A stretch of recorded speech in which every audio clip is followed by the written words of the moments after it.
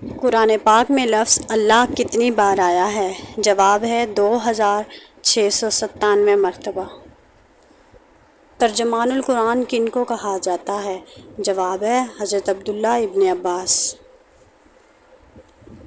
مدنی صورتوں کا موضوع کیا ہے؟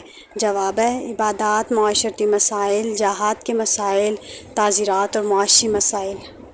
مکی صورتوں کا موضوع کیا ہے؟ جواب ہے توحید، رسالت، آخرت، انبیاء کے واقعات اور صبر کی تلقین۔ وہ کون سی سورہ ہے جس کے شروع میں بسم اللہ نہیں ہے؟ جواب ہے سورہ توبہ۔ وہ کون سی سورہ ہے جس میں بسم اللہ 2 بار آئی ہے؟ جواب ہے سورہ نمل۔ قرآن پاک میں کتنے انبیاء کے نام ہیں؟ جواب ہے 37۔ جامع القرآن کن کو کہا جاتا ہے؟ جواب ہے حضرت عثمان غنی کو۔ قرآن پاک کی کن صورتوں کے نام انبیاء کے ناموں پر ہیں؟